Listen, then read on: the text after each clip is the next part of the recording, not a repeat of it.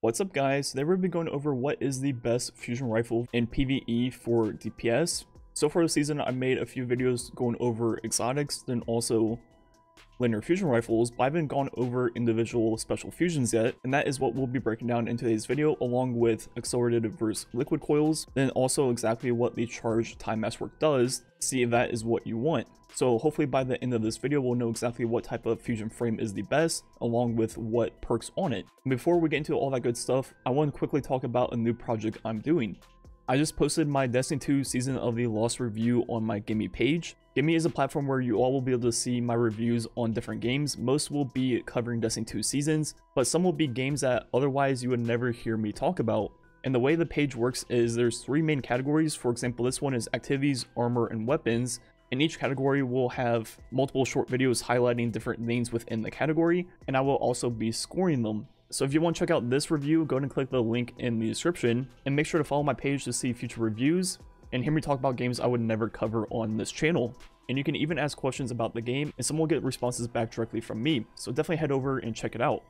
So starting off this video, I want to go over accelerated coils versus liquid coils versus one that doesn't increase or decrease the charge time or the impact, just for a constant. So first, starting off with that, looking at the damage on Carl, it's going to hit for 3660 times 9.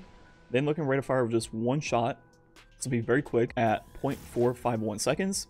Then if we go ahead and put on liquid coils, which as you see visually does not decrease the charge time, it however does increase the impact. But if we test what's actually going on in the game, looking at damage on Carl, it does go up to 3733.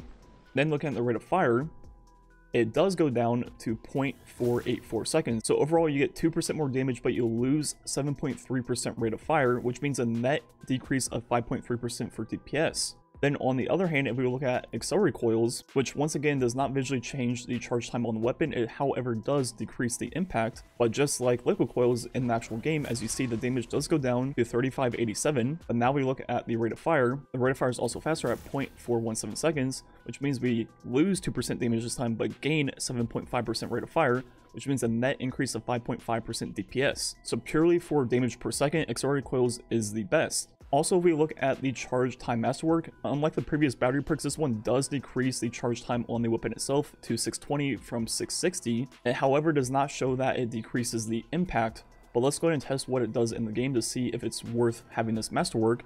So once again, without it, looking at damage on Carl, it's only hit for 4794. Then looking rate of fire of one shot, this will be very quick at 0.651 seconds. Now with the charge time masterwork on the exact same weapon, the damage goes down to 4705.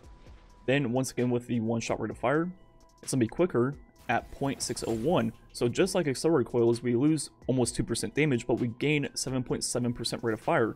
So a net increase of 5.8% DPS. So you can argue the charge masterwork is almost more important than even accelerated coils for DPS. And both those add up quite a bit. So if you compare two fusions with the exact same perks, one has a charge masterwork and accelerated, versus one with liquid coils and not a charge masterwork, that is over a 17% swing in DPS just from those perks alone. That is the equivalent of adding a damage perk in terms of rate of fire. So it's definitely extremely important to get the right battery and the right masterwork. Also, while we're at it, now that the Read to Regret Adept is out, looking at Adept charge time to see what that does, this one does not change the impact or charge time on the stats of the weapon. But once again, looking at what it does in the game, first without it on, looking at damage on Carl, it's only hit 43133. And looking at rate of fire one shot, very quick at 0.484 seconds. Now with the Adept charge time on, the damage on Carl will stay the same at 43133. Now the rate of fire will be faster at 0.451. So you might think you're losing no damage, but compared to boss spec, you are losing 7.7% damage, and you're only gaining 6.8% rate of fire, so you're actually losing almost 1 full percent of DPS. So it's not that big a deal, but I would just rather use boss spec or Adept big ones because it is a Adept weapon. So now that we know all that good stuff, looking at the different frames, there's going to be a 460, a 660, a 740, and a 1000. And for this testing, we're just looking at their base numbers, so no accelerated, no liquid, no charge time masterwork, no perks, nothing like that, just purely their base damage, so it's a 1-to-1 comparison. And for all the DPS numbers in this video, I will be taking advantage of particle deconstruction in the math, because that is going to be a 40% debuff that no other weapon can get this season, which is the huge benefit of using fusions right now. So first, looking at the 460, look at damage on Carl. It's looking for 3660 times 9. Then looking at rate of fire, we're going to be shooting 5 shots for all the different fusions. This one will take 4.4 seconds. So the damage was 46,000 and DPS was 52.3 thousand. So that is pretty good for a special weapon.